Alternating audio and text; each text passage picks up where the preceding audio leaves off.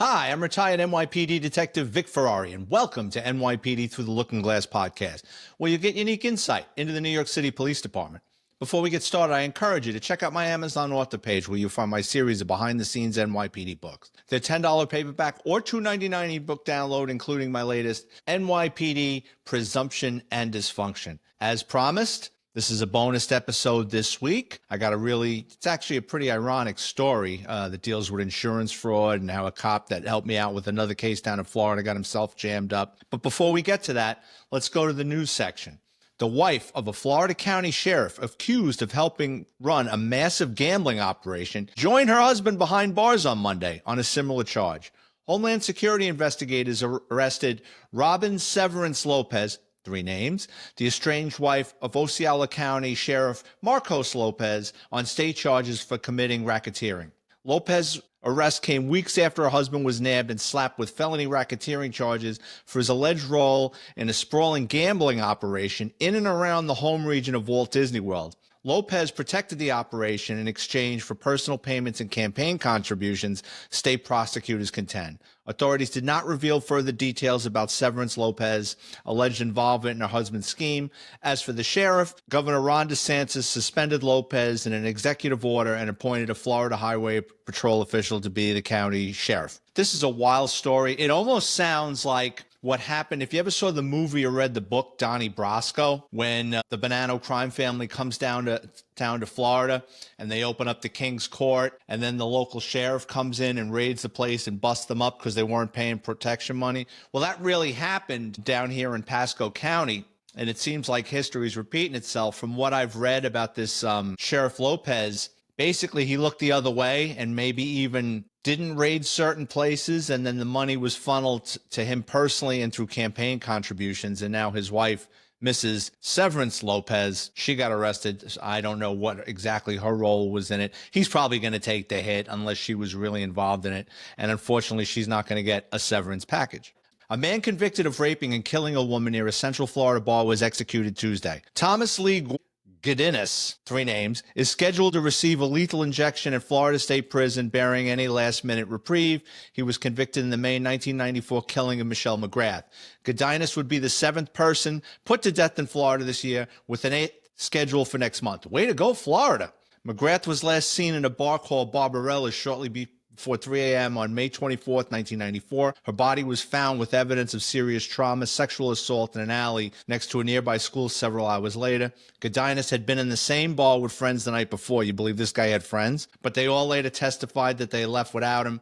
A school employee who found McGrath's body later identified Gedinis as a man who was fleeing the area shortly beforehand. Another woman also identified Gedinis as the person who chased her to a car the previous night and assaulted her. So it pretty much looks like this guy did it. Florida doesn't screw around. I don't know how this works with when things get kicked up to the governor as far as for him to sign a death warrant. It looked like the last couple of years things slowed down, but apparently things are picking up. A 50-year-old international jewel thief from Queens has pleaded guilty to using sleight of hand, misdirection, and counterfeit jewelry to steal more than $260,000 worth of diamonds from Tiffany & Company and Cartier, ending a years-long global crime spree. Yaragon Wang appeared in Manhattan's Supreme Court Monday and admitted to lifting high-value items from the luxury retailer's swank Fifth Avenue boutiques in March of last year. There's 1,000,001 cameras, and you're screwing with big business. Only a matter of time before you get caught. At the Tiffany's flagship store, Wang used distraction techniques and a fake ring to swap out a $225,000 ring. He was previously wanted by Interpol in connection with a $330,000 diamond theft in South Korea,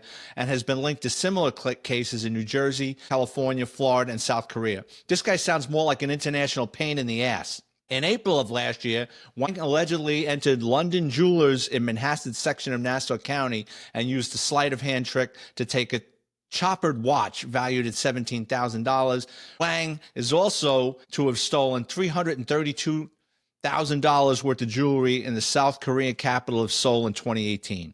When reached for comment, Mr. Wang said, "Total scumbag. It's difficult to get away with these things. Like in the old days, jewel thieves, even with the security cameras, when they had them, they were grainy. They didn't swap out the tapes. Now everything's digital. You're not going to get away with everything. Plus, to fence those things, unless they're getting fenced out of the country, the FBI's got so many upper echelon informants that you're not going to get away with it.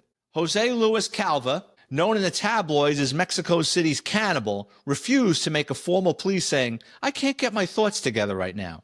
Police said he had previously acknowledged killing 32-year-old girlfriend Alejandra Galena, and prosecutors believe he killed and dismembered 2 other girlfriends. He killed her because he was high on cocaine, said defense attorney Humberto Guerrero Plata. He didn't eat her. He just cut her body up. Cava told police he cooked the flesh in order to feed it to neighborhood dogs as a way to get rid of the body. But city coroner Rodolfo Rojo has described how Cava carefully separated the flesh from Galea's arm, fried it, and seasoned it with lime juice. In international news, a police officer in Scotland is facing the sack, which apparently means getting fired, after he laughed off when farting in a female colleague's face. A disciplinary hearing is pending. Wayne Sampson allegedly broke wind after asking a colleague to pull his finger at Wembley Police Station in northeast London in November of 2021. Fellow police officer Ben Jeffries is said to have made inappropriate and discourteous comments to the same female officer. The officers appeared at Sutton Police Station yesterday for the opening of a misconduct hearing expected to last 10 days. 10 days to get to the bottom of this? The NYPD trial room is like a rocket docket. Guys go in there, it's like a 15-minute trial and you're guilty. I just find it ironic that they're making such a big deal out of this. I mean, yeah, is it appropriate? Yes. Is it gross? Yeah. Should he have been disciplined? Yeah. They're making this thing sound like it's a Lindbergh baby kidnapping trial. Said New York City risks becoming the crime-ridden Gotham of the Dark Knight Batman trilogy following Democratic Socialist the Zohan's shocking victory in the city's Democratic Mayor Kernan's remarks reflect growing unease in financial and political circles over the Zohan's platform, which includes rent freezes, tax hikes on the wealthy, free transportation, free public transportation, and city-run groceries. The one good thing a socialist is good as is spending other people's money. Listen, Eric Adams is an idiot. Andrew Cuomo is a snake oil salesman trying to pass himself off as a mobster. But the Zohan? He's the worst of the lot. So this week's episode is called Whatever Happened to That Guy? And every now and then, like, I've worked cases with guys and stuff from different agencies, and if like their name comes up in a conversation or something, like, what happened to that guy? And I'll kind of look them up. So let me give you the backstory to it. So when I first got to the auto crime division, I learned a great deal from my buddy Danny. Danny and I had worked together in the Bronx Task Force. We worked together in the auto larceny unit. Danny was a great guy. Danny always seemed to get to a place 6 months or a year or two before me. And then he was always like my older brother. He would show me the ropes. Like when I first got to the office in auto crime, he was like, stay away from this guy. That guy's an asshole. Don't forget to log in the mileage in the vehicle books. Don't forget to call out Queens to sign out. So he basically provided me with a roadmap of the office that kept me out of trouble. But one of the best pieces of advice Danny gave me was, I remember one time I'd taken off a couple of days, like around the holidays, and he goes, "You're not coming in after Christmas?" I said, "No." He goes, "Oh, you should always work the day after a holiday." And I go, "Why?" You know, it's a long weekend. He goes, "Because you'll get so much done." And I go, "What are you talking about?" He goes, "The sergeants aren't around. The lieutenant's not around. The morons in the office that are yelling and screaming and carrying on aren't around." He goes, "So if you want to get paperwork done, or you want to run down to Police Plaza and get rap sheets, like later on you could get them at your fingertips on a computer, but back then you had to go to one Police Plaza to get bad guys' photos, or a lot of things you could get done at Police Plaza the day after a holiday. There were no crowds, no lines." So one day, I think it was after Thanksgiving, I decided to take him up on it. And I come into the office about 9 o'clock in the morning, and he's the only one there.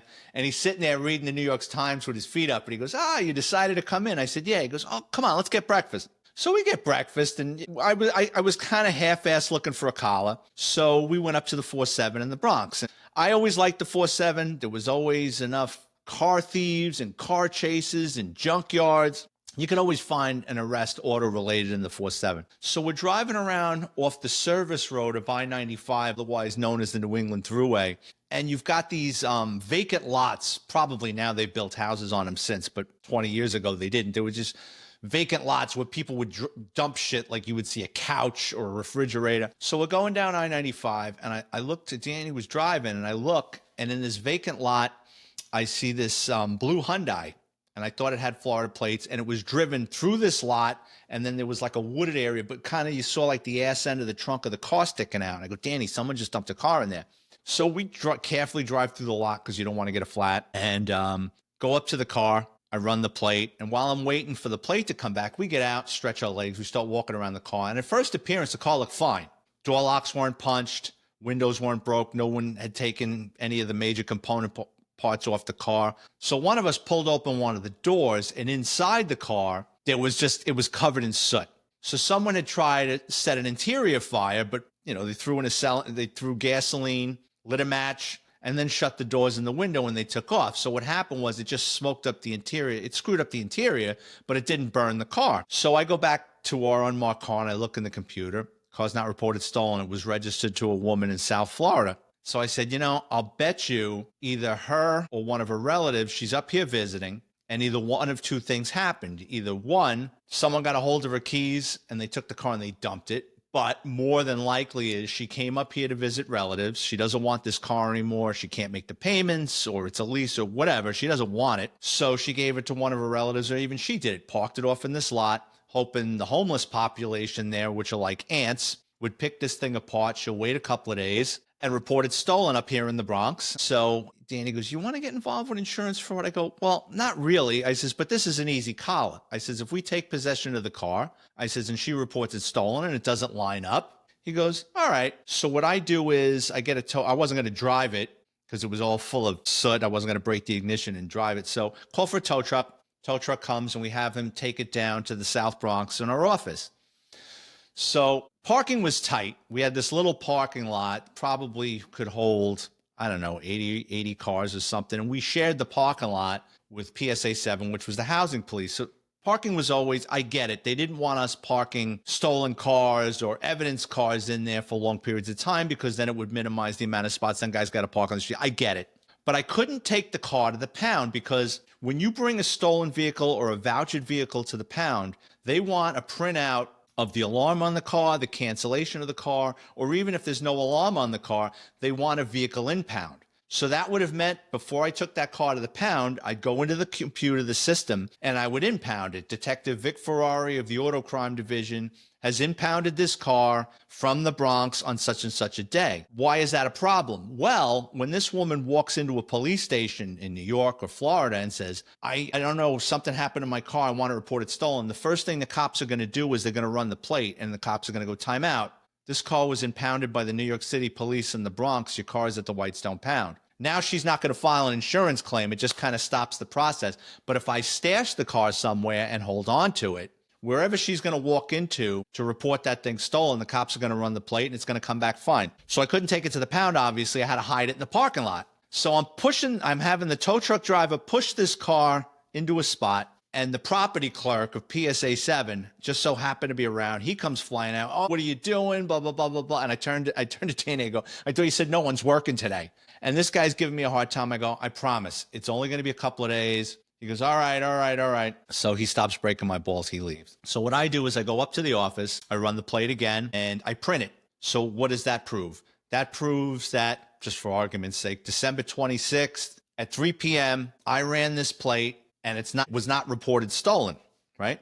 Then I do what's called a DD5. It's a form saying on such and such a date, such and such a time, I saw this vehicle parked off in this lot. I took possession of it. I ran the plate, and I'm holding it pending an insurance fraud investigation. And like I said, the ignition wasn't punched, so whoever put that thing there had the keys. So probably a week or two later, I'm running it like every day. I come into work, I run the plate. Car comes back reported stolen in South Florida.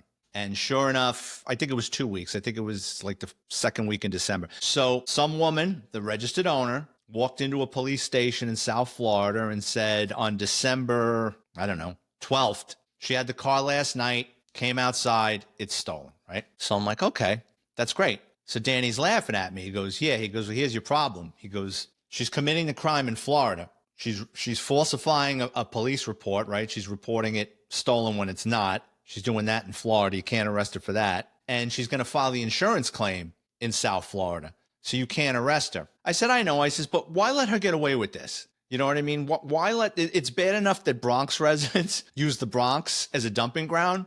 Why let this woman who lives in Florida come down here and take a dump in our backyard. So what I do is I call the police department that originated the alarm in the car, right? And I ask to speak to the detectives. So I get this guy on the phone, and immediately I know this is going to be a pain in my ass. And I can just tell, listen, there are shitty doctors, there are shitty lawyers, there's shitty plumbers, there's shitty auto mechanics, there's shitty detectives, there's shitty cops. Just the way it is. In every line of work, there's someone lazy or incompetent. So I get this guy on the phone. I could tell he's an old timer, and he's like, insurance fraud? Isn't that a lot of paperwork? So I knew he had never made an arrest. I go, yeah. I says, but I did all the legwork. I said, listen, all you got to do, I says, I have pictures of the car. I have a printout of the car. I have a report on the car. I said, the report's already been filed in Florida. I go, here's her insurance company information. I even got the phone number of a claim rep. I said, just call them up. Explain to them what's going on. And I says, all you have to do, I says, essentially, all you have to do is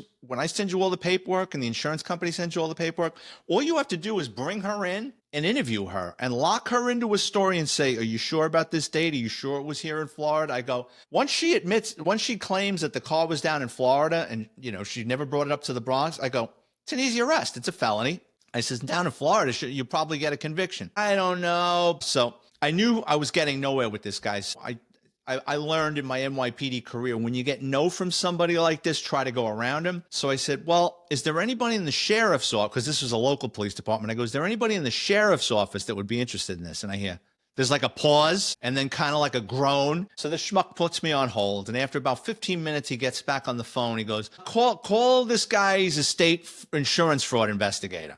And he basically hangs up and gives me this guy's phone number. I says, well, that's promising. Maybe that's their avenue, of expertise. So I call this guy up, and nice enough guy, a little gruff, older. I could tell just, he was an older guy. And I lay out what I have, and he goes, perfect. Send everything down. He goes, this is a home run for me. I really appreciate it. So over the course of this investigation, I must have called him probably about 5 or 6 times.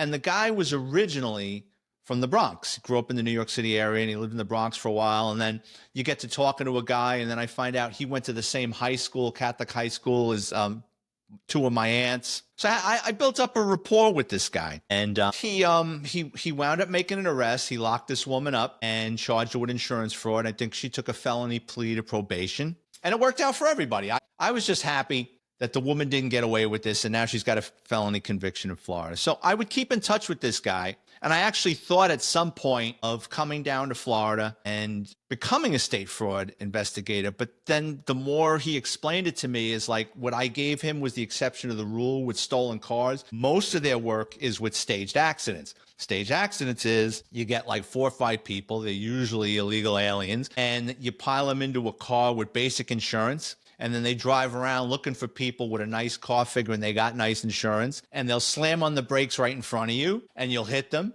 And they all get out holes in their neck, and they all sue you. And a lot of times, well, sometimes the lawyers are in on it. The pain clinics are in on it. The chiropractor's in it. So that's a lot of paperwork. Then you have to send undercovers in. It's just, that's not my thing. I mean, the insurance fraud case with the stolen car, I can do. I really didn't want to get bogged down with staged accidents. So I was like, thanks, but no thanks. So anyway, I moved down here. I don't remember if I called him. I think I might have called him one time when I was down here, but that's like 17, 18 years ago. So just recently, I just thought of that story. I was telling it to a friend, and I go, whatever happened to that guy? I figured he's got to be pushing 80 now, because he was already retired. He was a detective in South Florida, I think Miami. And I do know he was a homicide investigator, so he was no joke. I'm pretty sure he was. I found he was the lead investigator on when that Giovanni Versace, the clothing guy,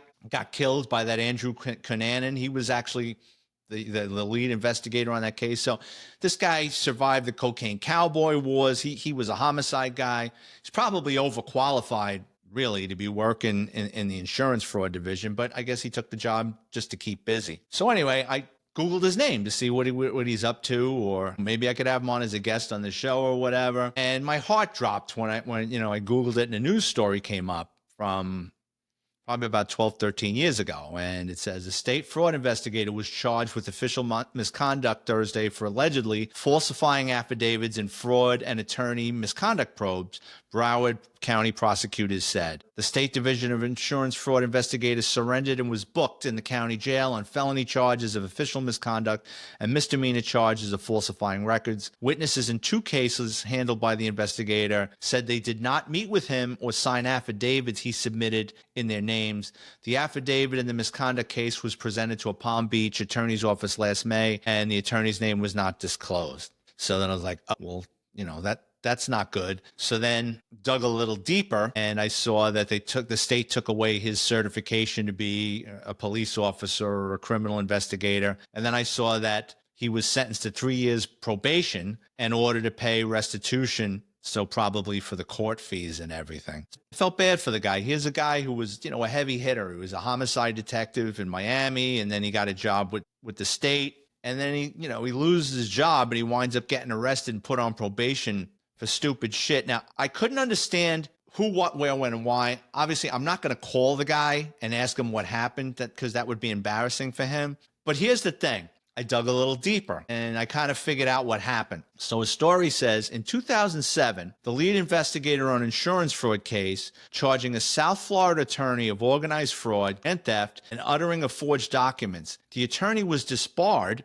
got 15 years probation, and was ordered to pay more than $78,000 and an additional restitution of $113,000 to the identified victims. So what it looks like is this investigator that I worked with, before he got jammed up, worked on a case that got at least one South Florida defense attorney or PA attorney disbarred, lost a lot of money, and put on 15 years probation. I've never heard of that. So they were probably looking at jail time, and probably somehow they worked this out to 15 years probation. Basically, I think this investigator kicked open a bee's nest, and these attorneys got together and said, if he can do this to him, he can do this to us. He can do this to you. What winds up happening is they open up a probe of this guy falsifying affidavits. Now, I don't think it's right to sign your name to something that you shouldn't sign your name in. That's forgery or however, falsifying a document. I think that's totally wrong. But could it be he brought in a person from out of state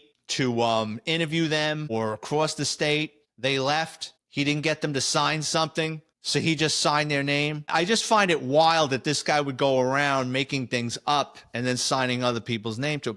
But maybe I'm naive. Maybe he did. It didn't really, I couldn't pull up the cases to actually what happened.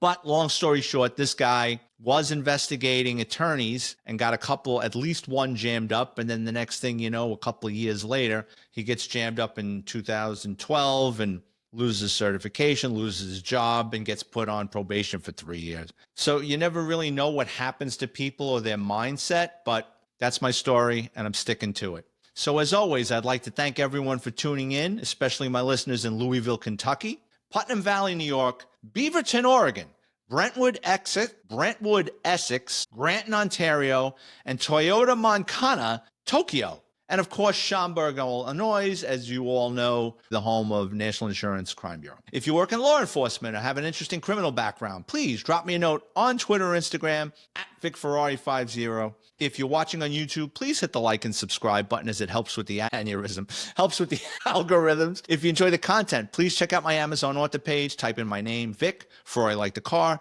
where you can preview all my NYPD books for free, including NYPD Presumption and Dysfunction. Again, I thank all of you for your support and have another episode out next week. Thank you.